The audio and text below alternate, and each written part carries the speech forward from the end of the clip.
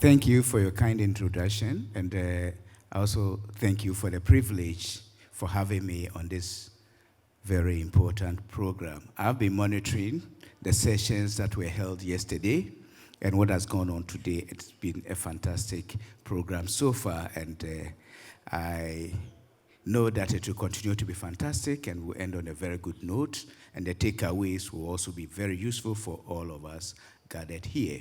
It's more of an information sharing session, and that is what this masterclass is all about. I'm looking across the hall and I can see where are my audience?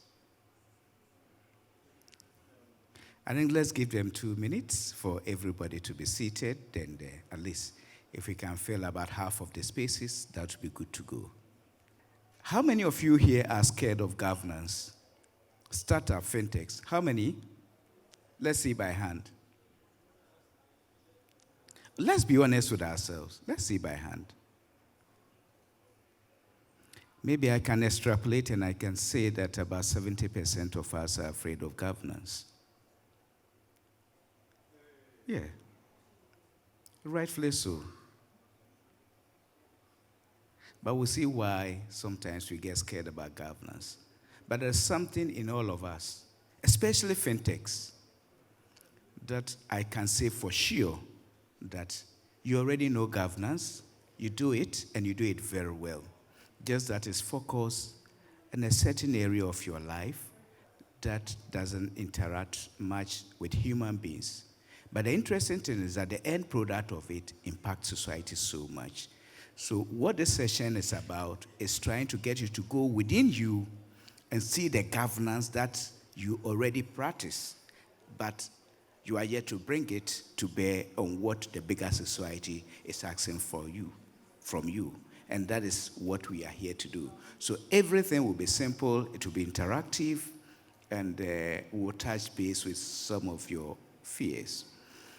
I would say that you are very good at building solutions. And the solutions that you build are governed by norms, rules and regulations. A dot missed, a comma not inserted at the right place throws everything overboard. You work within a certain scheme that necessitates that you get some of your rules clear. When you are building your solutions, when you are running your programs, you follow strict rules, stricter than what pertains in society. So that governance is there. It's already there. Your interaction with your machine, with the codes, with the solutions that you build, that impact on society is fantastic. It is governance in its extreme form. I will not be able to abide by it, but you have been doing it. That is a gem within you. That is what we want to unearth and helps you to bring out the best within you. So governance already you are practicing. And that is the beginning of what we are going to do right now. What are some of the issues that exist in fintechs that makes people think that, look, these people do not like governance? But the reality of two different worlds are colliding. It is like you live in darkness for a very long time. You are used to seeing things in the dark without the use of light. Now we come to the light. How do you adjust your eyes to be able to see things in that new environment and operate? So bringing the governance from technology interaction into the real world. Tech-oriented founders, you are used to technologies, as I said, and that is cool with you. You can manage everything. You tell a machine to tell me that I should wake up in the morning. The exact time it doesn't mix, I wake up. You are doing all these things. Rule-based, you never miss anything of them. Fantastic. Let's come back. Now, costly governance, yes. For that one, it's between you and your technology. Now you come to the bigger society, You wake up, a lot more entities are asking you, do this, do that, don't do this. You get confused.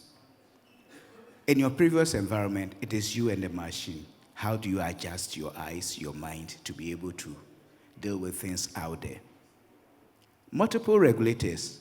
Fintech platform. It's not all about payment. It's not all about savings. It's about everything finance.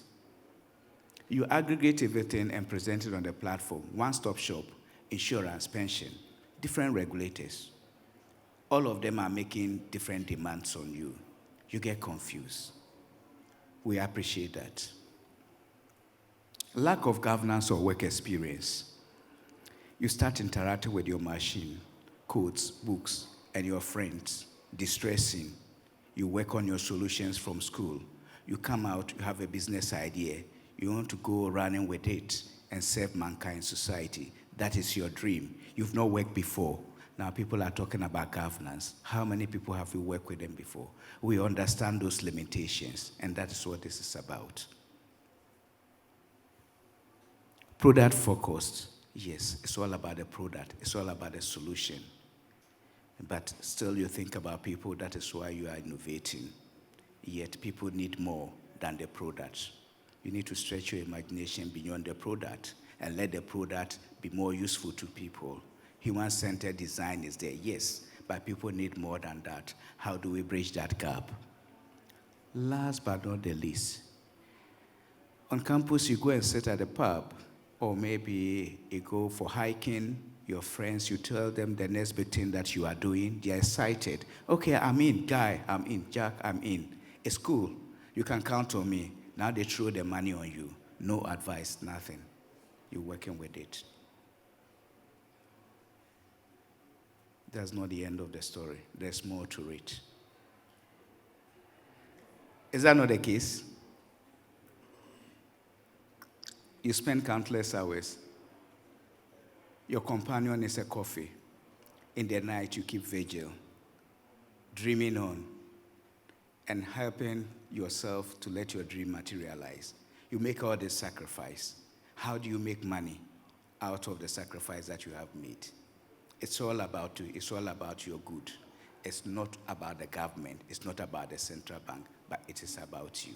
If you see it from that perspective, you will see that all the regulators, all the demands that are made on you is for your own good. It's about sustainability. But wait a minute. When you have the idea in your head, there's nothing like governance. Maybe it will be ringing in your head, but you will not know. Even with that one, you have to manage your time to make sure that when you are dreaming, you dream well. The street vendor also thinks about governance. He might not have a registered company, but people buy food from her or him. You go and eat the food, it's good. Your customers tell other people, yes, you can buy from this place, the price is good. Somebody gets stomachache, this is not good. Now the governance setting, customer complaints.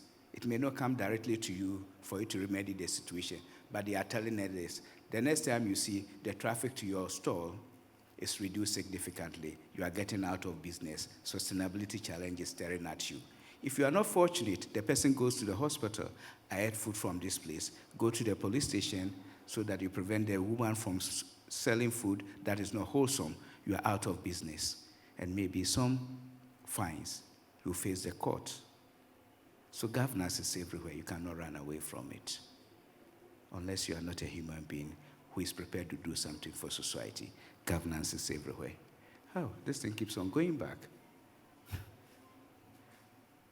Let me see. Now you see governance in the family.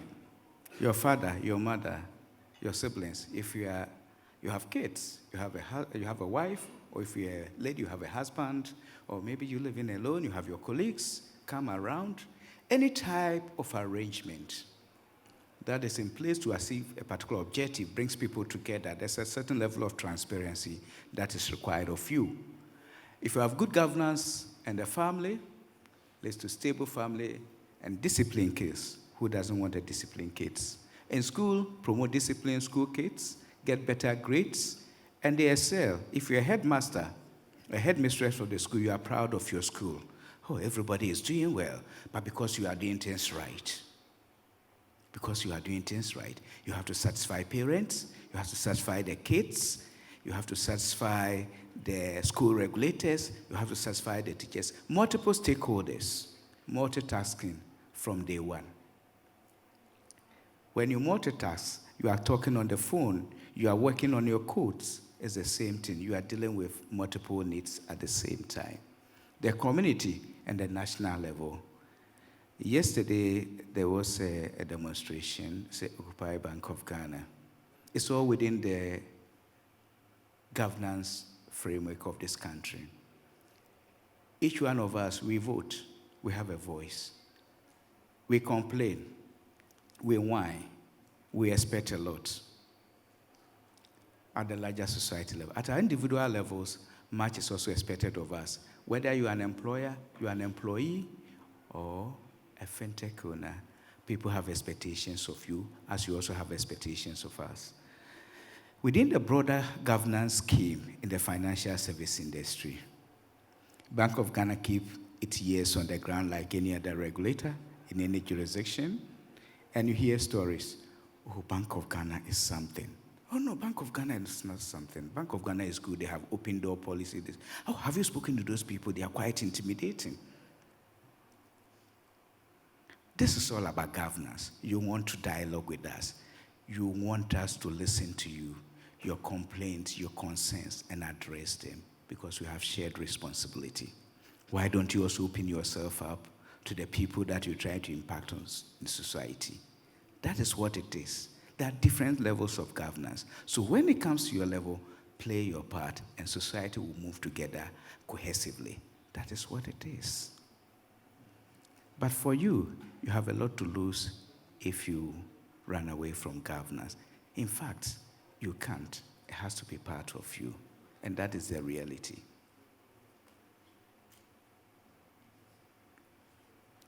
So how can you go about establishing good governance in your system? If you carry your backpack, come to my office with a laptop and tell me that I have this wonderful solution, I want to do A, B, C, D, E. I look at it and say, yes, this is a nice presentation, this is fantastic. But you are an individual. If I permit you to provide a service that involves collecting data about people, collecting their money, putting it in a wallet, and tomorrow I can't find you, what do I tell the world? That this person came with a backpack. I should have taken off my tie. I'm one of you, please. I work in the fintech office, so I'm one of you. You leave the country, we can't find you. No office, nothing. Who will ever entrust his hard-earned money, his resource, to an entity that does not have an identifiable location, an abode, an office premises? Not possible. In fact, the law is even making it easier for you to separate yourself from the entity, so that when something happens, you try your possible best, nothing goes well, your private resources are safe. A company is legally separate from the owner of the company. Even the accountants, we the accountants, when you are drawing up account, if I'm an owner, I put money into a business, it's like I have loaned the money into a business. So the accounting equation will tell you that assets, what's the other side of it? How is the asset funded? Shareholders' funds and other liabilities. That's how the assets are funded. So the owner itself, in accounting terms, is made separate from the entity. Why don't you separate yourself and even get the benefits of the protection of the law? So go and establish a company. Get a place that you can be identified with, that this is your registered office. No one will trust you with your money. If you run a business like a snail, everything is on your back. You run away with it. So it's for your own good. How will you want to behave this way when you spend sleepless night coming out with a solution? Your friends were partying and you sacrifice all this. Now they are working in some big places. The company is splashing all sorts of benefits on them. This is the time that you have to extract benefits from your toil, and you are giving it away just like that. Don't do that. You move. So what is governance? So when you have done this, you've started on the governance journey. And appreciate the value of governance. It puts you on your toes. It injects a certain level of discipline in your activities. Governance. Can you imagine you set up a company? And let me see, who do I... My sweet lady here, you call her from nowhere because she's your schoolmate. The lady is a disciplined person. She knows how to manage her finances. She tells you as it is. And she can compel you to do the right thing. Come and be my board chair. It's a bit uncomfortable, but you are learning to subject yourself to discipline, to submit yourself to authority of someone for your own good. So you set up a board. So you pay attention to the background of the people. Not the people you always see at the pub and all that you talk about is the drinks and the next move. But people who will bring stability to the business. There are some people who want to be on your board.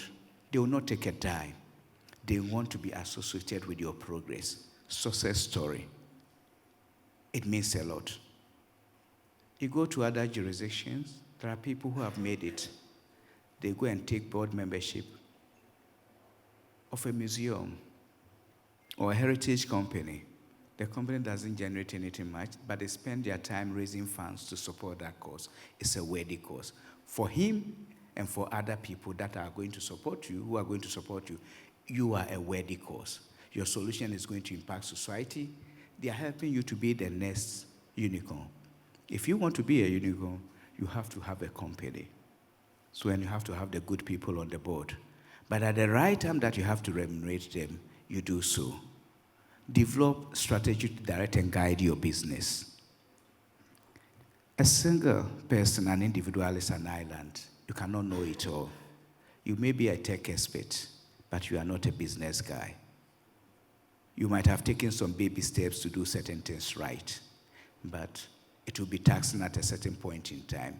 Your skills, your knowledge may begin to fail, may look inadequate in the face of the enormity of the task that confronts you. How do you deal with the situation? Bring on people, let them strategize for you, the strategy to guide you into the future. Some people may be astute bankers. They know what the customers want. They know the challenges that they are currently having, the next big thing in the future. They have to tell you your solution. One of the things that tech people sometimes get trapped in is that they get so much involved in their solution, such that they forget to see the business side of things. You eat, you drink, you pay light bills, all sorts of utility, accommodation. You have to save for your future. It's not about you and your solution, but how your solution impacts society. And that is a strategy. You need people to build that strategy to guide you. Empower the board to be effective. Oh, I brought them to the board. That these guys, I'll sort them out. That is it. Don't do that to satisfy the regulator. We will not be there 24/7 to look at what you are doing. We will come there once in a year to look at what you are doing. We'll find some things and we'll tell you to correct them. But if you think you are playing smart on the regulator, you are playing smart on your own self to your doom. And that is what it is. Transparency starts with yourself. Be truthful with yourself. Define roles and responsibilities. So if you have a board, they have to help structure your things very well. I'm not saying go and look at the structure in Google, in Bank of Ghana, in ABSA, or any of these big banks. There's everything appropriate for any entity. If there's things that are appropriate for smaller entities, those that are appropriate for bigger entities. So go with what is suitable for you. That is why Bank of Ghana promotes proportionate regulation. And I don't think it is restricted to Bank of Ghana alone. This is a global norm. Regulators all over the world know that you don't have to use a sledgehammer to kill a housefly. It's a waste of effort and resource. That's small thing. Why? It's not good. So proportionate regulation. But there is one thing that you should remember. Information asymmetry will never go away. When I know that what you are doing, you are not being transparent to me, I will price in the darkness that confronts me and make my regulation stricter. You also think that I am being unfair, and you also take a polar position. Two polar positions. What happens? We all suffer. So the more you begin to approach us to dialogue, and you are honest with us, letting us know the challenges confronting you, our remit is to create a safe and secure environment for your business to thrive. If your business is considered risky, no one will come to you, then that will be the end of you. So that transparency helps to bridge the information gap between the regulator and the regulated entity. And it helps shape regulations for the better. This is something that sometimes you may not be looking at, but that is a reality. If I don't know what you are doing, those of you who are familiar with this country, and maybe Nigeria and other places, developing country, you go to a market to buy goods, they look at how you have dressed.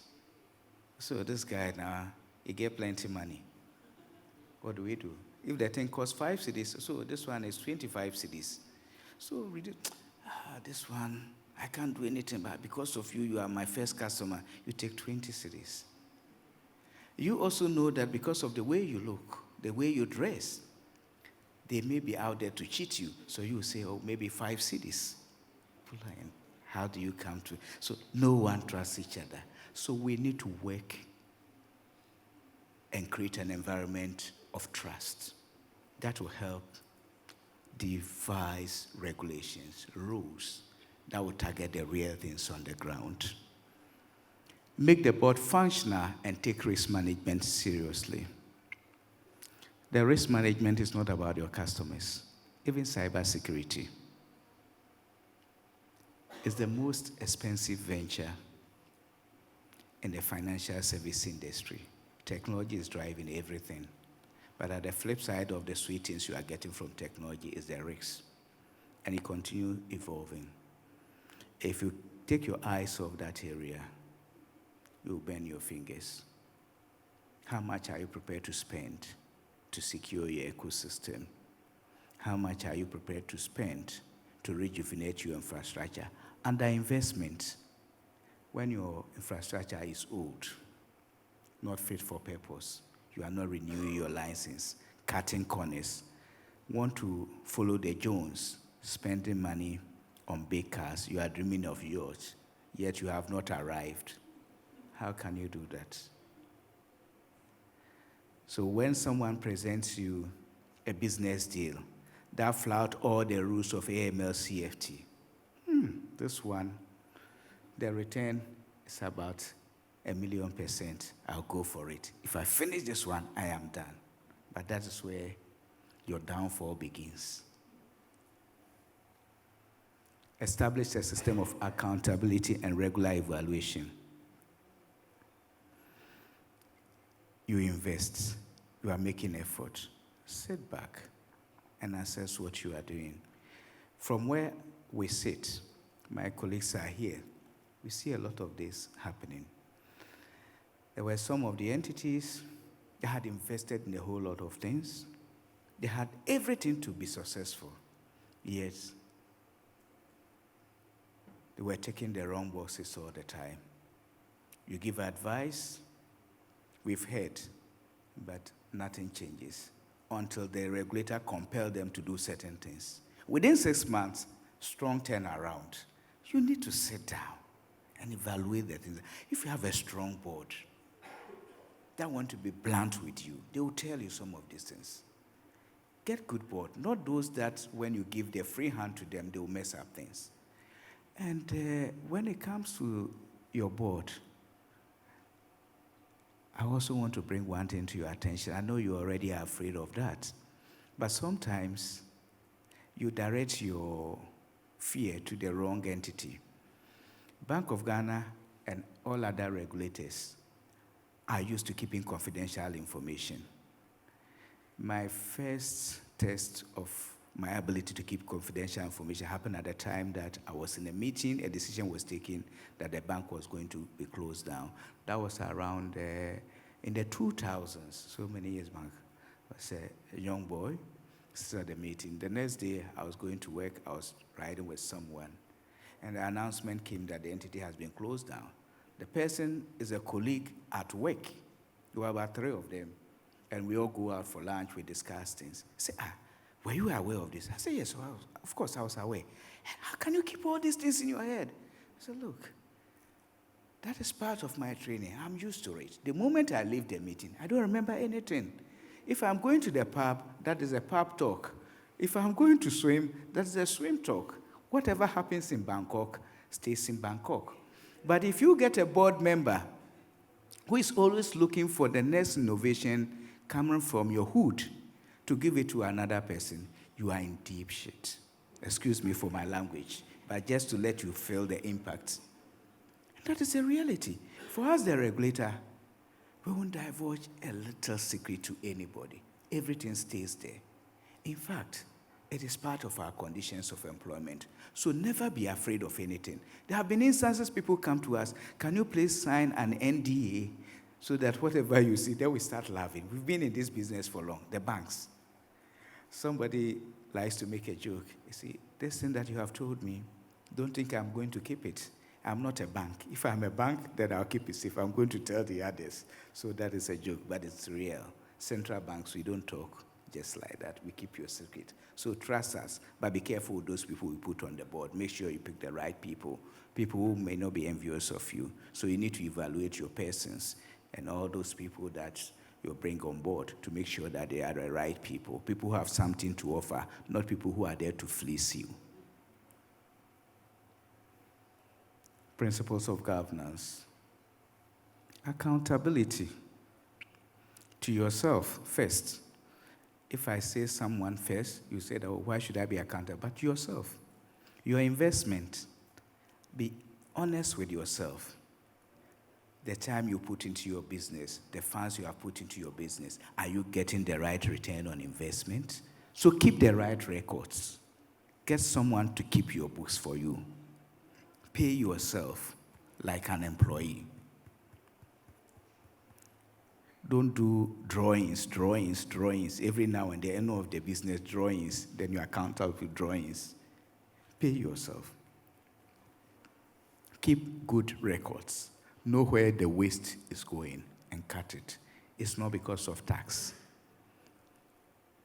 but for everything that is good for you. Transparency. Transparency with yourself, with your board of directors, with your employees, but of course, on need-to-know basis. In every society, there are filters. In your home, at a younger age, your parents are filtering information. Teenager, the filter, the holes in the filter is enlarged. You get some other good info. But there are other information you will never know. They'll go with it to their grave. That's what life is. So even in the transparency, you still have to have filters on need-to-know basis. Else you run a lot of risk. Fairness. Treats your people with fairness. Sometimes some of you start business with somebody. You may be the major mover, but the small thing that the person might have contributed is the one that is boosting the business. It could be that the person has a very fantastic relationship capital. It could be that the person is a shrewd finance person. He's the one who quick breaks on your expenditure. All those people are worth considering. Fairness. Don't think that you have arrived, you're pushing people around, you are now with the big boys and that kind of thing. Don't deviate from the basic principles that will make you successful. And that fairness will reflect in the whole governance system that you put in place. Responsibility, define responsibilities to be able to hold people accountable. You need to be able to hold yourself accountable, hold your board accountable, do board assessment regularly. And don't go for big boards because of name.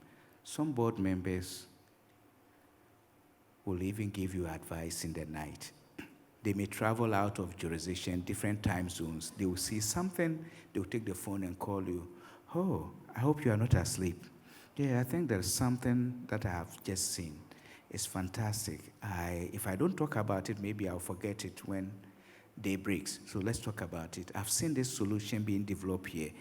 This thing can be useful, so why don't you look at it? When I come back, we'll talk about it. There's another board person who will never call you in between board meetings. Will come and sit there, and if you can afford a board fee, he will take the board fee, take the lunch, and go away. And that is it. But there are others, you see them fighting for you.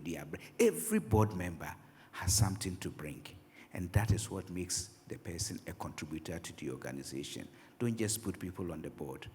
Somebody may be silent, but the face of the person itself can open doors. They may not do much, but anytime that the need arises, you call him, he moves, a lot of things get done. So you need to balance. But if you are small and you are going for board members, don't go for people who will always be looking forward for money. They may be rich, but psychologically, they have poverty mentality. They are broke. You don't entertain people like that. So you need to match your needs with the kind of people you want to bring on board. And risk management is key. I've repeated risk management is key, but I will explain how the risk becomes important in all these things. Benefits of effective governance for fintechs. Let me see. Trust. Who will put his or her money, or who will give his or her money to an entity that cannot be trusted? How many of you here will do that? How many? How many? In a financial service, what is the first badge of trust? The first badge of trust. Who can tell me the first badge of trust? That is a regulator's license. This entity has been vetted rigorously by the regulator and has been found worthy to receive the regulator's badge to go out there and do business. And the fintechs, they love it. When they come to our office and sign for a license, I don't know how they do it. But before we move from our conference room and settle down, it is on Twitter. It is everywhere. How do you guys do it? Or you craft everything, your message, and put it down. And you come for the license. By the time you sign, you tell them, please click the button. Then it's gone. This means that you love it. So we shouldn't run away from it. The moment we get it, we need to do everything to protect that license. So that is a badge of trust. That's the first level. Beyond that, you need to work to maintain trust. From the customer level, from the regulator's perspective. Sometimes, someone will come to us. Okay, I want to do business with Mr. XYZ, another financial institution. Well, I've done my due diligence, but I want to find out from you as a regulator, can I go ahead and do this business? We don't lie you. Everything is from records. If we lie, we kill our pride as a neutral regulator and arbiter in this space. Our neutrality, we uphold it. So we speak the truth. But we speak to entities that we regulate. So if someone is from outside, let's say somebody walking on the street, come say, okay, XYZ Pay, I want to subscribe to their service. I know you have licensed them, but I want to find out whether they are in good standing. We won't talk to that person. That's not how it happens. It's when it comes to business. To maintain that trust, you have to make sure that you do what is right, not to us alone, but even your customers. Today, they are doing business with you, you are fine. Tomorrow, things are not fine. They send the money. It takes about 20 minutes for it to drop. They wonder whether it's an instant pay or, how do you call it?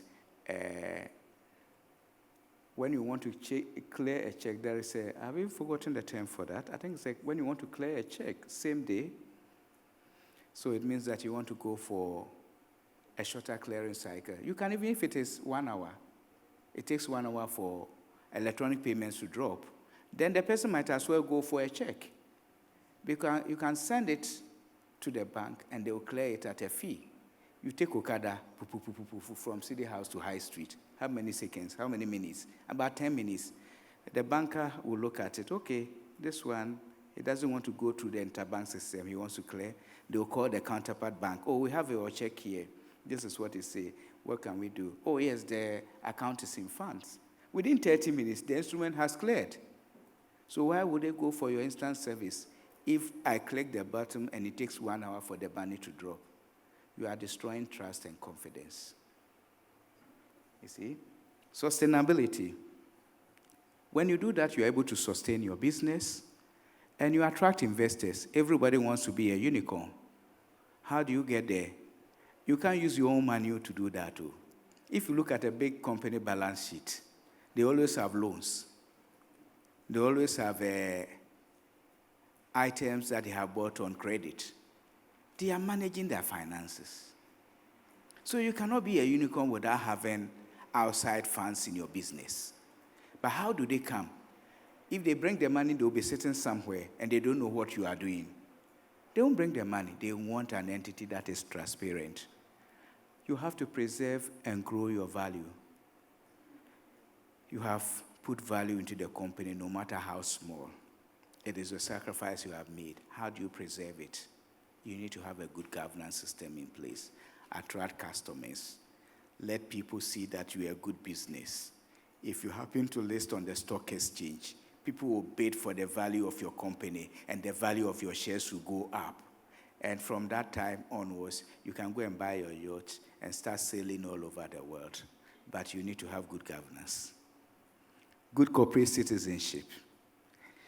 Imagine you make all this money and you are resorting to clever accounting.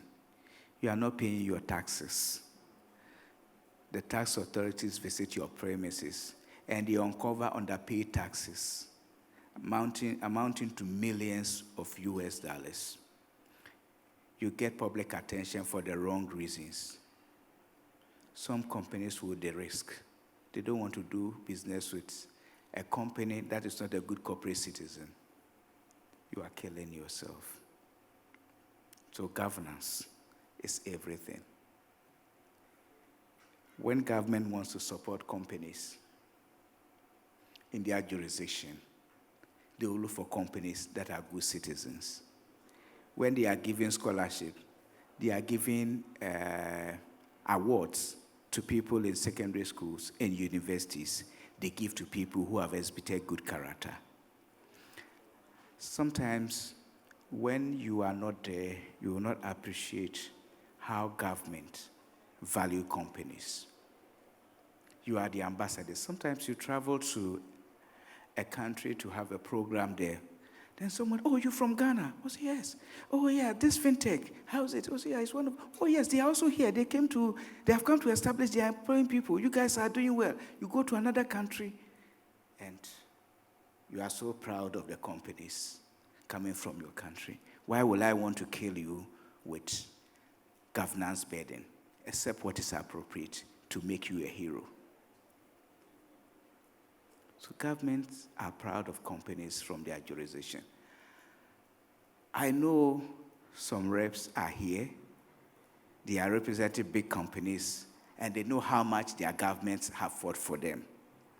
In private, they will tell you, if they were to be bad corporate citizens, would they fight for them? So it's a quid pro quo arrangement. What you give is what you get. So when you get to the stage to give, make sure that you give and you give generously. It won't kill you. So these are your stakeholders. We are here to make sure that your product is wholesome. You have the right system in place. When we talk about the governance, we are insisting on these things. We want your business to be sustainable. Predictability. Uncertainty is what the central bank does not like. All that we do in risk management is we are managing uncertainty. Risk management is all about uncertainty management. That is it.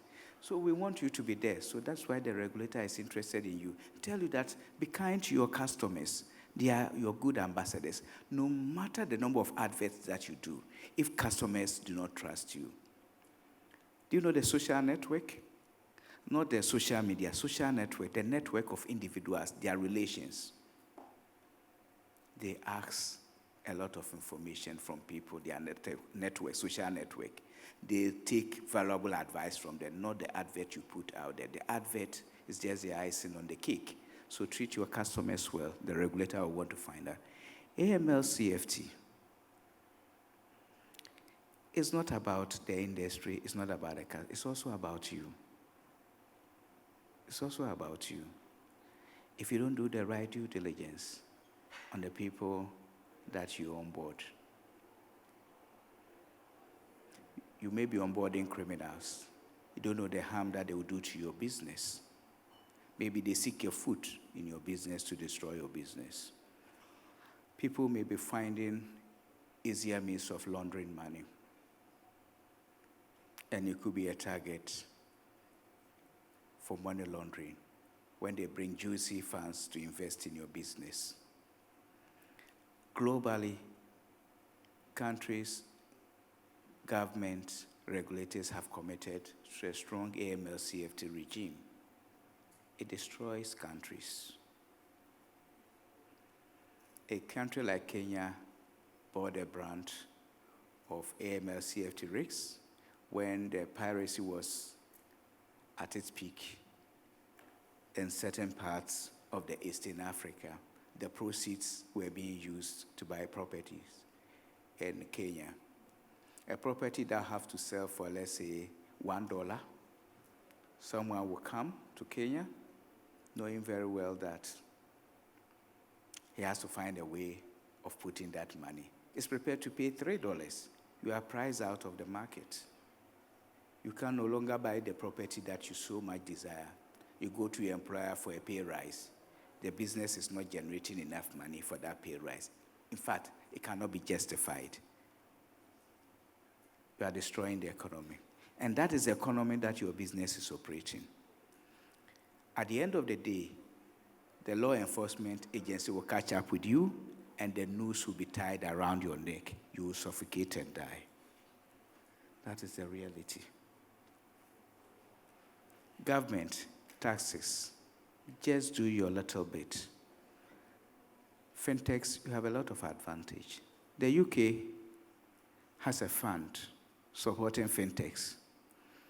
We all learn from our peers all over the world. Who knows if you are genuine? When the government funds come up, you are going to be a beneficiary.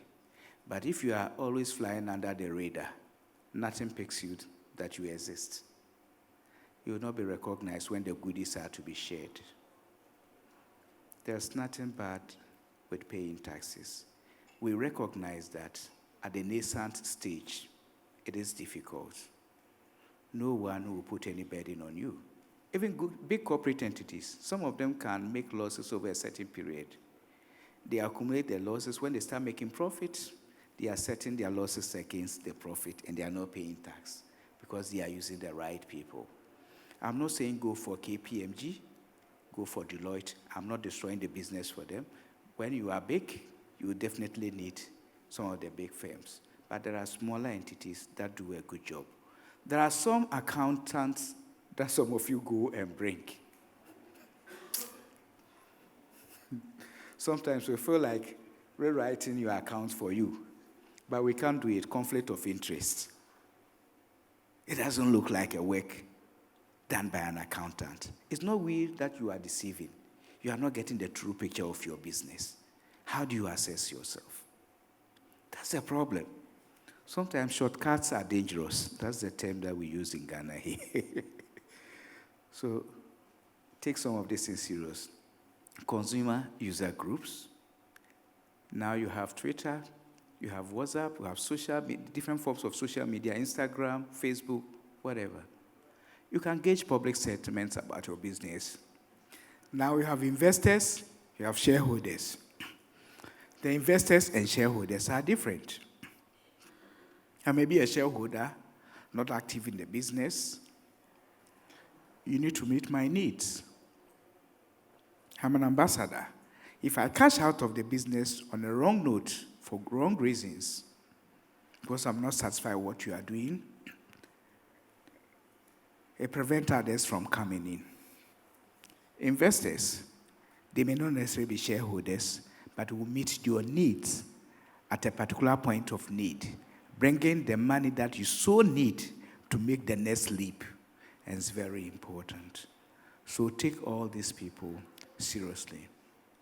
In the beginning, I told you that you're already used to multitasking with your technology that you use to develop the solutions. So bring that experience to this space and make sure that you balance everything nicely. Implications of poor governance. Funding, you lose everything. Everything goes down. You are fortunate to have technology that makes information travel very fast all over the world. That same technology, when you make a misstep, it's all over the world. And you are down. 1 minute, you are down. There are a lot of examples around us. And you know how things happen. The bank that recently collapsed, what's the name? SVB, yes. And you know what happened? I don't want to go into that, but if you are in the fintech space, this is a case that you have to dive deep into it and understand what happened. For us regulators, it's a big lesson to us.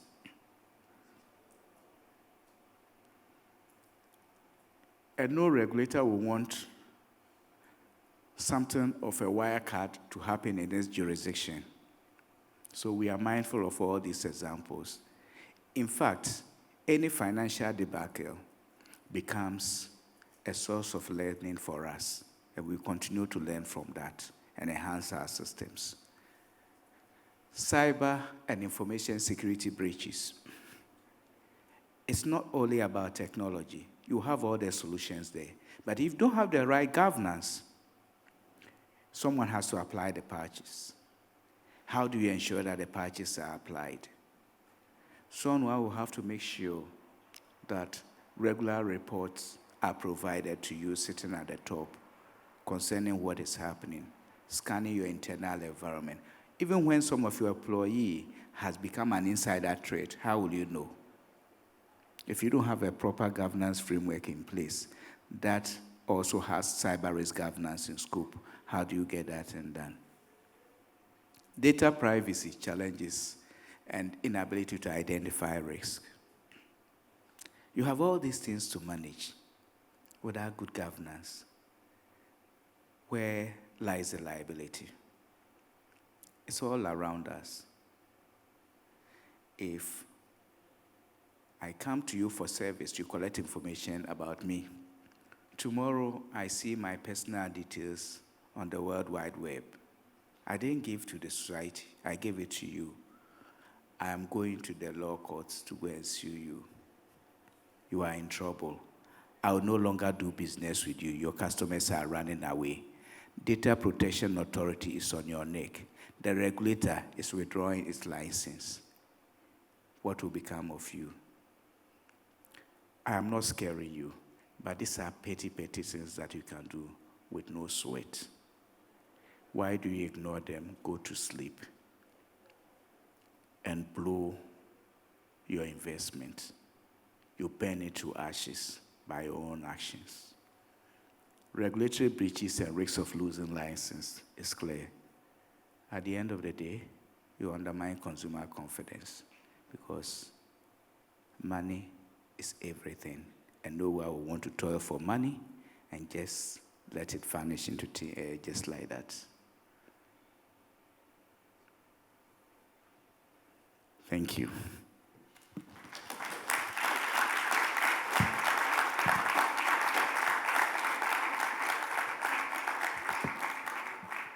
Thank you so much for the wonderful talk. I wanted to ask about what the Bank of Ghana Sandbox is doing to ease the regulations and compliance for young upcoming startups that do not have the financial capability to comply. Thank you for this wonderful question. The level of compliance are many. First and foremost, if it comes to registering for a company, in Ghana, it's something that you don't need anything much. Something very small, you just register a company. It's not expensive. That's a basic requirement for you to come into the space at Bank of Ghana. But within the sandbox, what we are trying to do is to encourage fintech startups to come into the sandbox with their solution. And as part of our nurturing and fostering responsibility, teach advisedly how to comply with rules and regulations, how to position themselves, to conduct themselves within the financial service space. And it is our expectation that at the end of your pilot period, you should be able to come out, if you have ticked all the right boxes, successfully with the licenses, without coming back to now apply for a license. So the process includes license compliance requirements. And it is proportionate in the sense that the risks of your operations is contained within a confined area. So the risk of contaminating the wider society is not there. And we get you to learn along the line. And you begin to appreciate why certain things are asked of you. But it's not a one-way pilot. It is a two-way. The regulator gets to learn from the participants, and we question the kind of rules and regulations that we have in place and whether they are value-adding or they are cumbersome, which then we can do away with. I must say that it's already happening. Even the framework that we use internally to manage the sandbox, the governance framework. If my colleagues are here, they will testify that even the hierarchy for approval, we flatten it. We've removed a whole lot of things and we revise it based on our experience. So it's a very good learning platform. So that is what we are doing to help fintech startups. Does it apply for foreigners also, or only Ghanaians? For now, it is local, for local fintech startup. But we will not know what will happen in the near future.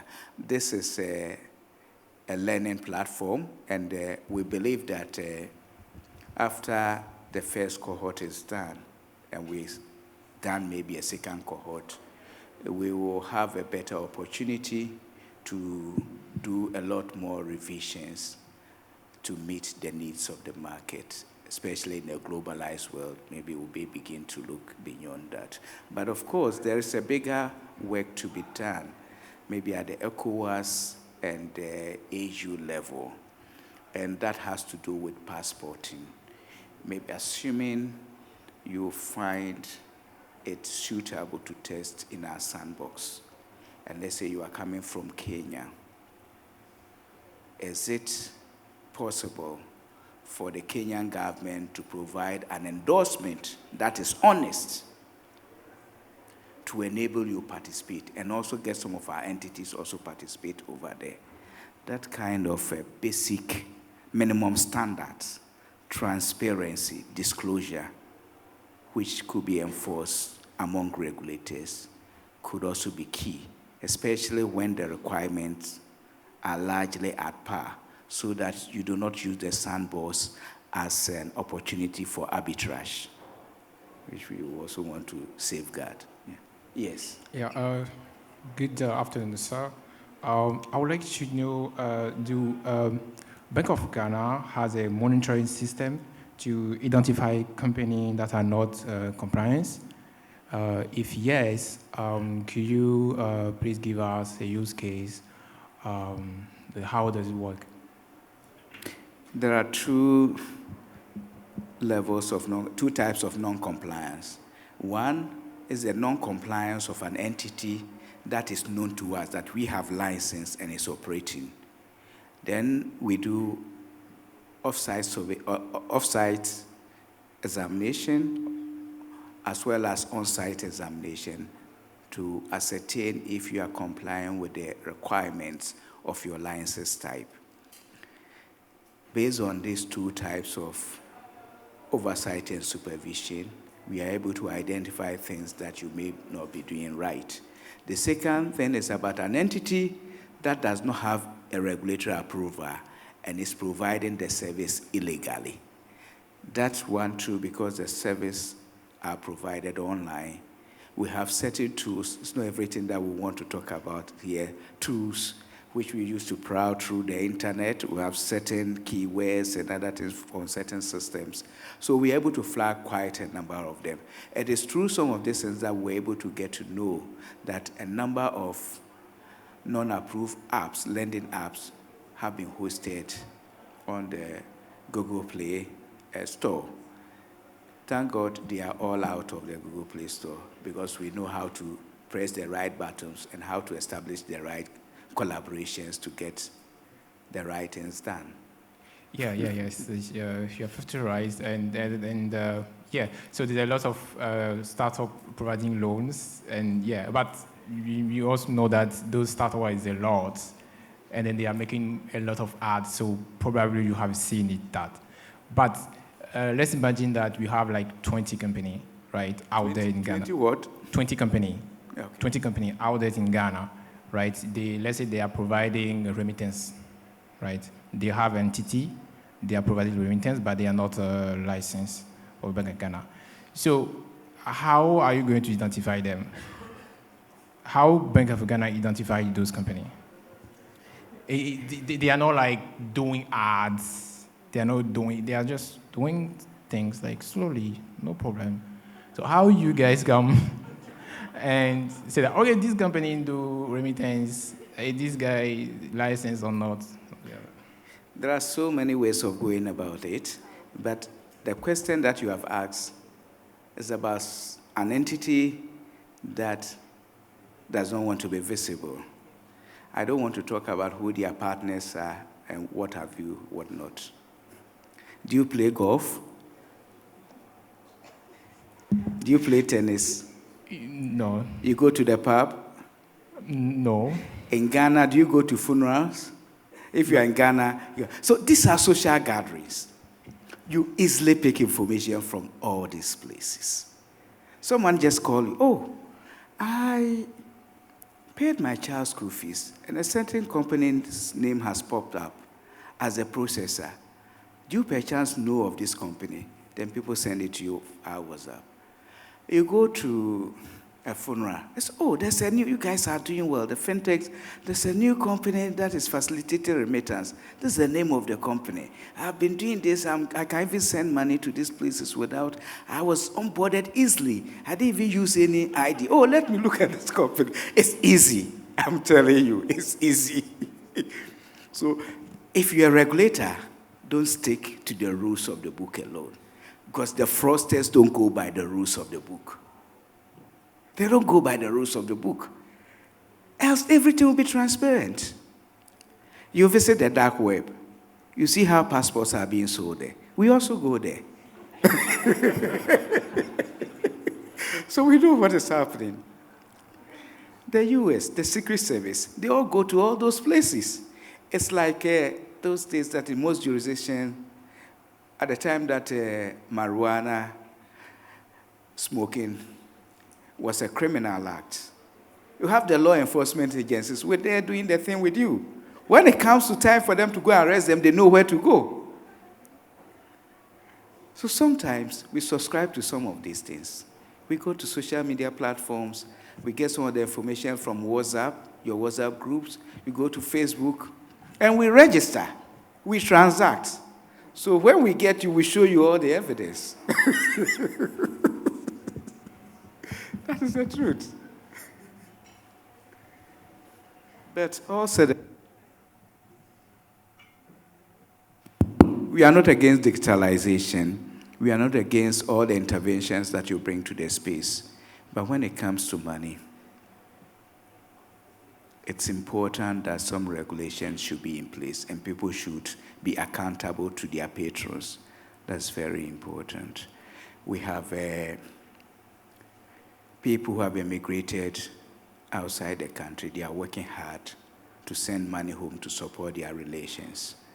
If you are sending money to your relations through a company that is not regulated, they can run away with the money. This is quite painful. Sometimes we hear very bad stories.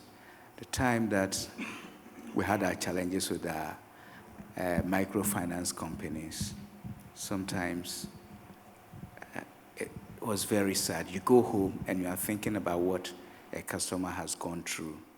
People lost a lot of money. Some people had returned home with close to, let's say, about $750,000 invested in microfinance companies that per law are not supposed to even accept a money beyond a certain threshold, small amount.